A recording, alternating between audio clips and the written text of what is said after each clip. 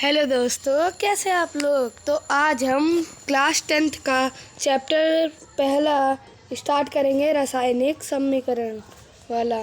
ठीक है, मैंने पूरा नाम नहीं लिखा लेकिन पहला चैप्टर है। तो चलो हम इसे स्टार्ट करते हैं।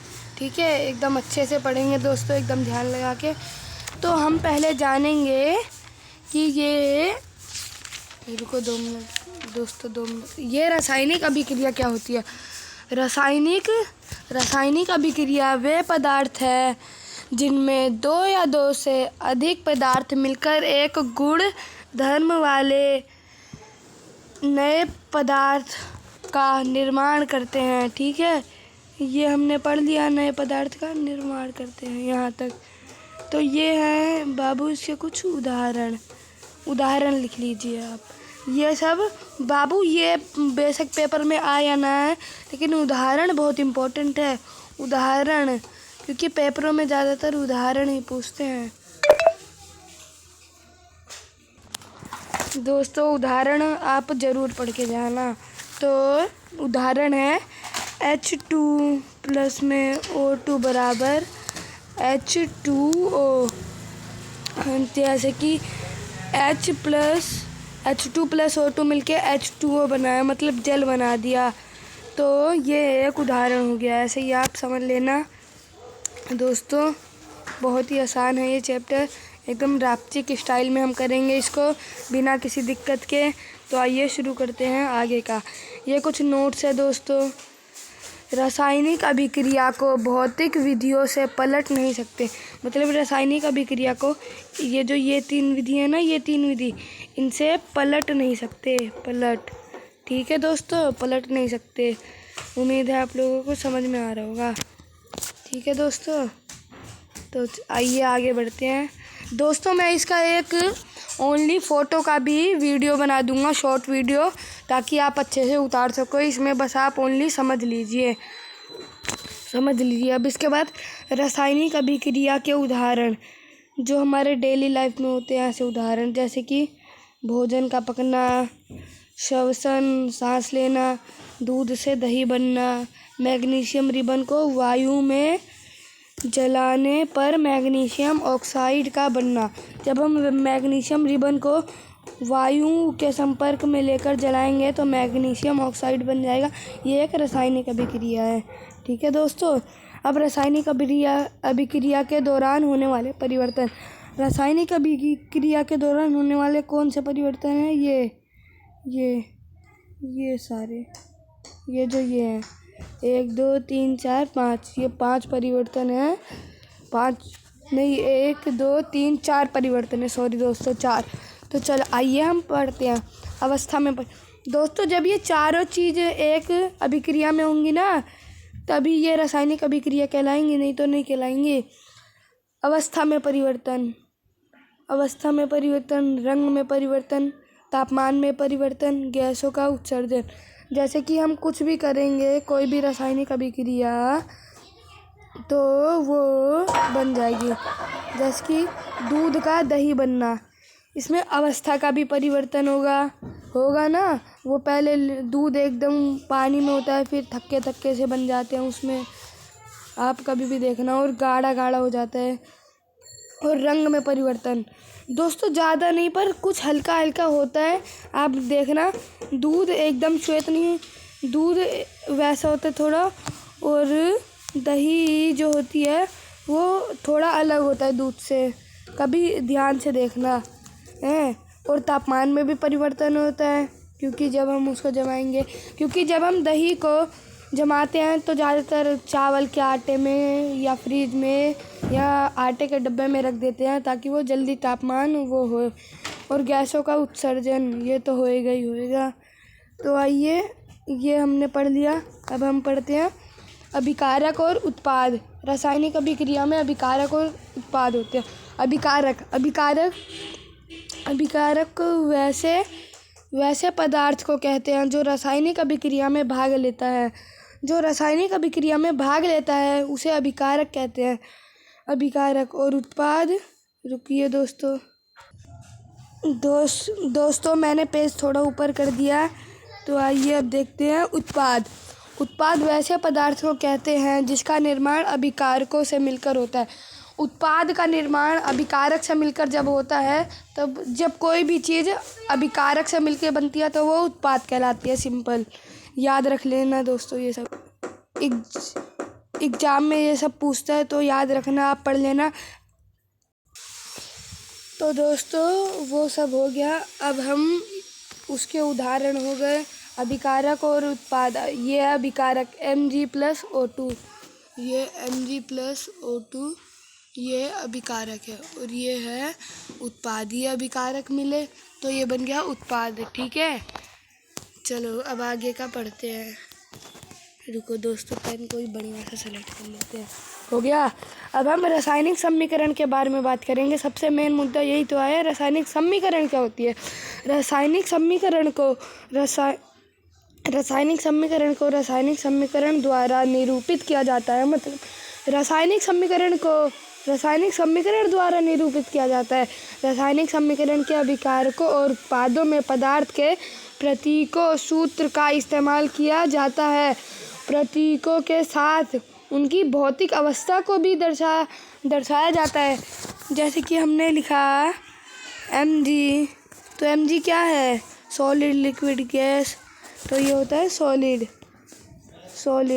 दोस्तों रुको, सॉलिड दोस्तों, जब मैं आपको वो लिखवाऊंगा ना, वो उसकी शॉर्ट वीडियो बनाऊंगा इन सब की, तो मैं उसमें बता दूंगा कि कौन कौन सी अवस्थाएं होती है। 4 अवस्थाएं होती है। आइए दोस्तों अब आगे बढ़ते हैं। इसका एक एग्जाम्पल है दोस्तों। एग्जाम्पल वेरी इंपॉर्टेंट है। इसमें एग्जाम्पल ये पढ़ के ज़रूर जाना पेपरों में। मैग्नीशियम रिबन का वायु मतलब ऑक्सीजन में दहन कर मैग्नीशियम ऑक्साइड बनता है। वही पुराना वाला आ गया। देखा दोस्तों, Mg मैग्नीशियम है, Mg ये होता है सॉलिड, और O गैस है, ऑक्सीजन, O2 गैस है, ऑक्सीजन, तो ये गैस है एक, तो MgO बन गया, मैग्नीशियम ऑक्साइड, ये होता है सॉलिड। ठीक है दोस्तों, आ गया इतना समझ में दोस्तों। तो अब हम पढ़ते हैं रासायनिक समीकरण को संतुलित करना क्यों आवश्यक है। तो रासायनिक समीकरण को संतुलित करना क्यों आवश्यक है, चलो पढ़ते हैं। रासायनिक अभिक्रिया के पहले अभिकारक एवं उसके बाद उत्पाद प्रत्येक पदार्थों के परमाणुओं की संख्या बराबर होनी चाहिए। मतलब उत्पाद और अभिकारक दोनों के परमाणुओं की जो संख्या है ना, वो बराबर होनी चाहिए। ये एक छोटा सा नोटिस है, इससे दोनों तरफ द्रव्यमान भी बराबर हो जाएगा। अगर हम परमाणु बराबर करेंगे दोस्तों, तो दोनों तरफ का द्रव्यमान भी बराबर हो जाएगा। तो रासायनिक अभिक्रिया के 5 प्रकार होते हैं दोस्तों। रासायनिक अभिक्रिया के 5 प्रकार होते हैं। दोस्तों रासायनिक अभिक्रिया के 5 प्रकार होते हैं। ये पहला संयोजन, वियोजन, विस्थापन, द्विविस्थापन, उपचयन तथा अपचयन को रेडॉक्स अभिक्रिया भी कहते हैं, और इसको अपचयन अभिक्रिया भी कहते हैं। वियोजन अभिक्रिया को अपचयन अभिक्रिया भी कहते हैं। ठीक है दोस्तों, तो संयोजन अभिक्रिया, वियोजन अभिक्रिया, विस्थापन, यह याद कर लेना इसके प्रकार कितने हैं। और ये वियोजन को अपचयन अभिक्रिया कहते हैं और इसको रेडॉक्स अभिक्रिया, ये याद रखना। अब इनकी डेफिनेशन के बारे में बात करते हैं दोस्तों। तो अब ये संयोजन अभिक्रिया के बारे में हम पढ़ेंगे दोस्तों। तो संयोजन अभिक्रिया के बारे में हम पढ़ते हैं। तो ये दिया है, इस अभिक्रिया में 2 या 2 से अधिक अभिकारक मिलकर एक उत्पाद का निर्माण करते हैं। मतलब 2 या 2 से अधिक अभिकारक मिलके एक उत्पाद बनाते हैं। जैसे कि 2 + 2 ये अभिकारक हो गया। ये अभिकारक ने मिलके एक उत्पाद बना दिया, ये हो गया उत्पाद। ये मैंने मैथ के भाषा में बताया है। रुको अभी मैं साइंस के भाषा में बताता हूँ अच्छे से दोस्तों। तो ये जैसे कि हो गया C+O2 बराबर CO2। ये 2 अभिकारक है, ये 2 अभिकारक ने मिलके एक उत्पाद बनाया, तो इसे संयोजन अभिक्रिया कहेंगे दोस्तों। सिंपल ये बड़ा आसान सा है। तो दोस्तों चलो ये हो गया। अब हम वियोजन अभिक्रिया के बारे में पढ़ते हैं। वियोजन अभिक्रिया क्या है? वियोजन अभिक्रिया एक अभिकारक टूटकर, इसका उल्टा होता है जस्ट संयोजन अभिक्रिया। एक अभिकारक टूटकर दो या दो से अधिक उत्पाद में बदल जाता है तो उसे ही वियोजन अभिक्रिया कहते हैं। दोस्तों ये संयोजन अभिक्रिया का एकदम उल्टा होता है। हमने संयोजन में पढ़ा था 2 + 2 = 4, इसका उल्टा कर देंगे अब 4 = 2 + 2। ये एक अभिकारक है। अब यहाँ पे ये अभिकारक है, जो पहले आएगा दोस्तों वो अभिकारक होता है। ये अभिकारक है। ये अपने टुकड़े कर लिए इसने, 2 टुकड़े, इसके 2 टुकड़े हुए 2, तो 2 + 2 4, इसके 2 टुकड़े हो गए ये, तो ये हमारा उत्पाद हो गया। तो यही कहलाएगा वियोजन अभिक्रिया। ओके दोस्तों, ठीक है। तो अब इसे साइंस से समझते हैं। तो रुको दोस्तों, CaCO3S बराबर, इधर दोस्तों ऊष्मा लिखेंगे। अभी इसके 3 प्रकार और होते हैं ऊष्मा। CaOS solid plus CO2 gas, ये हमने लिख दिया दोस्तों। अब इसके 3 प्रकार होते हैं। ये रहे इसके 3 प्रकार। ये काफ़ी मेन है। ये एग्ज़ाम में 5 नंबर का आता है दोस्तों। तो आप इसके सारे उदाहरण याद कर लीजिएगा और डेफिनेशन इन तीनों की। तो आइए देखते हैं कैसे करेंगे। ऊष्मीय वियोजन, क्या ऊष्मीय वियोजन, पहला वियोजन ये रहा हमारा। तो चलो पढ़ते हैं। अभिकारक का ऊष्मा मतलब गर्मी, ऊष्मा मतलब गर्मी द्वारा किया गया वियोजन को ऊष्मीय वियोजन कहते हैं। जैसे कि अभिकारक 4, जैसे कि अभिकारक है, कोई अभिकारक है ये दोस्तों। रुको मैं लिखता हूँ CaCO3S बराबर ऊष्मा। ये गर्म करके टूटे तो ऊष्मा लिखेंगे अब दोस्तों। जब लिखेंगे ना U बराबर में, तो इसमें वियोजन अभिक्रिया में जब पूछेंगे ना तब ऊष्मा, विद्युत, प्रकाशीय ये लिखना पड़ेगा दोस्तों, तभी अच्छे से नंबर मिलेंगे। CaOS प्लस CO2 दोस्तों। यहाँ पर भी इसका लिखा हुआ है। आप नहीं दोस्तों, सॉरी, यहाँ ये वाला नहीं है, यहाँ पे लिखा हुआ है, तो आप यहाँ से भी देख सकते हो। ठीक है। तो अभी जब ये लिखा है ना हमने, तो ये इसको जब गर्म करेंगे तब ये बदलेगा। CaCO3 को जब हम गर्म करेंगे तब ये 2 भागों में बटेगा। जब गर्म करेंगे तब, इसलिए ये ऊष्मीय वियोजन कहलाएगा। अब दूसरा विद्युत वियोजन। विद्युत धारा प्रवाहित होने वाला वियोजन ही विद्युत वियोजन कहलाता है। सिंपल, जैसे ये गर्मी के द्वारा, ये विद्युत मतलब बिजली के द्वारा होगा। अब तीसरा पढ़ेंगे दोस्तों। तीसरा हमारा प्रकाशीय वियोजन। अब ये जो सूर्य के द्वारा होता है ना, रुको दोस्तों मिटो देता हूँ। ये जो सूर्य के द्वारा होता है ना, सूर्य के प्रकाश की उपस्थिति में, मतलब सूर्य के उपस्थिति में जो होता है, सूर्य का प्रकाश जो होता है की उपस्थिति में होने वाला वियोजन को ही प्रकाशीय वियोजन कहते हैं दोस्तों। प्रकाशीय वियोजन, सूर्य के उपस्थिति में जो होएगा वो प्रकाशीय वियोजन। इसका यहाँ पे हमने वो भी लिखा है, देख लीजिएगा। अब ये ब्लैक एंड वाइट फोटोग्राफी में प्रकाशीय वियोजन का उपयोग किया जाता है। ये ब्लैक एंड वाइट फोटोग्राफी होती है ना, इसमें भी किसका उपयोग किया जाता है? प्रकाशीय वियोजन का।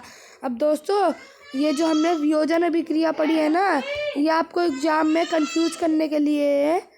रुको दोस्तों, ये आपको एग्जाम में कंफ्यूज करने के लिए ये अपघटन अभिक्रिया भी दे सकते हैं। अपघटन अभिक्रिया भी दे सकते हैं। तो आपको कंफ्यूज नहीं होना, सेम वियोजन के बदले अपघटन लिख देना है हर जगह। ठीक है दोस्तों, आसान है ये बहुत। दोस्तों हमने 2 भाग पढ़ लिए थे, अब हम तीसरा भाग पढ़ेंगे। तीसरा है हमारा विस्थापन अभिक्रिया। ये हमारा विस्थापन अभिक्रिया है, तो इसको पढ़ते हैं। इस अभिक्रिया में अधिक क्रियाशील तत्व कम क्रियाशील तत्व को उसके यौगिक से विस्थापित कर देता है। दोस्तों ये जैसे कि ये 4 और 5 है बराबर 6 और 7। 6 और 7 तो सॉरी वो गलत था, वो मैथ से ये नहीं होगा। तो दोस्तों आइए करते हैं। Fe लोहा हमारा Fe लोहा plus CuSO4 copper plus sulphate बराबर FeSO4 प्लस Cu। अब Fe Cu से ज़्यादा मतलब क्रियाशील है, तो Fe ने Cu को विस्थापित कर दिया, तो Cu अलग हो गया और Fe हमारा इधर आ गया SO4 के साथ। तो इसी को विस्थापन अभिक्रिया कहते हैं। जब एक बार विस्थापन होता है तो एक बार विस्थापन, 2 बार विस्थापन होगा तो द्विविस्थापन। ये रहा हमारा द्विविस्थापन। अगर आपको ये विस्थापन वाला आ गया तो आपको द्विविस्थापन बहुत आसानी से आ जाएगा। इस अभिक्रिया में 2 बार विस्थापन होता है, इसलिए इसे द्विविस्थापन कहते हैं। इसमें आयनों का आदान प्रदान भी होता है दोस्तों, वो मैंने लिखा नहीं है। NaSO4 BaCl2 ये हम उदाहरण है इसका। NaSO4 BaCl2 बराबर BaSO4 प्लस NaCl2। देखो अभी BaCl, अब देखो NaSO4 है तो Na ना Na को हटा दिया, Na को विस्थापित कर दिया तो उधर चला गया, और अब इधर BaCl है तो Na ने इसको हटा दिया, तो इसमें 2 बार विस्थापन हुआ है दोस्तों, तो इसीलिए ये द्विविस्थापन कहलाएगा। तो अब उपचयन और अपचयन पढ़ेंगे हम। उपचयन और अपचयन। उपचयन पदार्थ में ऑक्सीजन की, दोस्तों ये की है इधर की, ऑक्सीजन की वृद्धि होना या हाइड्रोजन का ह्रास होना मतलब खपत होना उपचयन अभिक्रिया कहलाता है। जैसे कि C+O2, इसमें ऑक्सीजन आ रही है, ऑक्सीजन की वृद्धि हो रही है, तो ये उपचयन कहलाएगा, उपचयन अभिक्रिया। ओके दोस्तों, उपचयन अभिक्रिया। अब अपचयन में क्या होता है? अपचयन पदार्थ में ये सेम उल्टा होता है, सेम उल्टा। पदार्थ में हाइड्रोजन की वृद्धि और ऑक्सीजन की ह्रास होती है मतलब खपत। तो इसको लिख देंगे। अब इसका एक उदाहरण लिख देंगे दोस्तों। तो ये मैंने एक उदाहरण लिख लिया है, एक उदाहरण, इसी के मदद से समझेंगे हम। इसमें ऑक्सीजन प्लस H2, इसमें हाइड्रोजन की वृद्धि हो रही है, तो ये इसलिए कहलाएगा। आइए दोस्तों अब दूसरा आगे समझते हैं।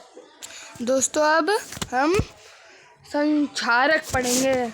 तो दोस्तों संक्षारक क्या है? अरे दोस्तों रुको दोस्तों तो अब हम संक्षारक के बारे में पढ़ेंगे। संक्षारक, जब कोई धातु आर्द्रता वायु मतलब नमी, वायु में नमी, पानी, जल आदि के संपर्क में आता है तब धातु संक्षारक हो जाता है। दोस्तों ये बहुत धीरे धीरे चलने वाली क्रिया है, बहुत धीरे धीरे ये होती है, जिससे जैसे कि उदाहरण लोहे पर जंग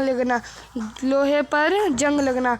दोस्तों जब लोहे को हम रख देते हैं वो गीला हो जाता है, काफ़ी टाइम के लिए हम ऐसे ही छोड़ देते हैं उसको वायु में, तब उसके ऊपर जंग लग जाती है। आप देखना, ये तो सबको ही पता होगा। चांदी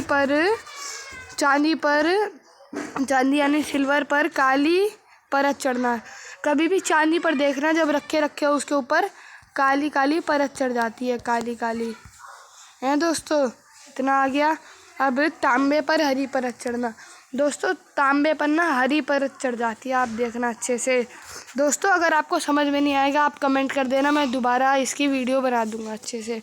अब विकृत गंधिका वसा युक्त और तेलीय खाद्य सामग्री वायु के संपर्क में आने पर उपचयित हो जाता है, जिसके कारण स्वाद और गंध में परिवर्तन होता है। जैसे कि दोस्तों इसका सबसे आसान उदाहरण है चिप्स। दोस्तों जब हम चिप्स को खोलते हैं, आपके साथ कभी हुआ होगा, जब चिप्स को खोल को ये रख देते हैं तब वो पता नहीं ऐसे सॉफ्ट सा हो जाता है, उसमें नमी आ जाती है और वो अच्छा नहीं लगता हमें खाने में ज़्यादा। तो वही होता है, क्योंकि उसको ऑक्सीजन के संपर्क से हटाने के लिए हम चिप्स में ये नाइट्रोजन गैस डालते हैं, इसलिए वो तब तक वायु के संपर्क से उसको दूर रखती है। दोस्तों तो हम अब ऊष्माक्षेपी के बारे में दोस्तों पेन सेलेक्ट कर लेते हैं। दोस्तों अब हम ऊष्माक्षेपी के बारे में पढ़ेंगे। जिन अभिक्रिया में उत्पाद के निर्माण के साथ साथ ऊष्मा का भी उत्सर्जन होता है। जिन अभिक्रिया में उत्पाद के निर्माण के साथ साथ ऊष्मा का भी उत्सर्जन होता है, मतलब उत्पाद के निर्माण के साथ साथ ऊष्मा का भी उत्सर्जन होता है, उसे ऊष्माक्षेपी कहते हैं, जैसे प्राकृतिक गैस का दहन। दोस्तों ये आप समझ लेना। अब ऊष्माशोषी अभिक्रिया, जिन अभिक्रिया में अभिकारक को तोड़ने के लिए ऊष्मा प्रकाश का विद्युत ऊर्जा की। दोस्तों सबसे बढ़िया इसका उल्टा कर देना। जिन अभिक्रिया में उत्पाद के साथ साथ ऊष्मा का अवशोषण होता है वो ऊष्माशोषी कहलाती है। इसका उदाहरण वियोजन अभिक्रिया के तरह होता है। ये CaCO3 ऊष्मा के द्वारा हुआ है, ये हमने पढ़ लिया है। तो दोस्तों आज का चैप्टर ख़त्म होता है ये। दोस्तों हम मेन चीज़ करना भूल गए, वो संतुलित करना। तो मैं इसका दूसरी वीडियो अच्छे से बना दूंगा, क्योंकि मैं आपको ज़्यादा वो नहीं करना चाहता कि एक ही वीडियो में आप पढ़ लो धड़ाधड़, बस माइंड में कुछ घुस ही नहीं रहा। आराम से ब्रेक लेके पढ़ना चाहिए हमें। तो अब मैं संतुलित करने की वीडियो नेक्स्ट टाइम बना दूंगा, आप उसमें पढ़ लीजिएगा। और इन सब की मैं फ़ोटो एक शॉर्ट में भेज दूंगा, आप लोग उसमें से देख के लिख लीजिएगा, क्योंकि दोस्तों कठिन। ओके दोस्तों बाय। उम्मीद है आप लोगों को समझ में आया होगा। समझ में आया तो सब्सक्राइब लाइक करना ज़रूर, अगर नहीं आया तो मत करना। और वो अगर नहीं समझ में आया तो आप कमेंट में लिख देना।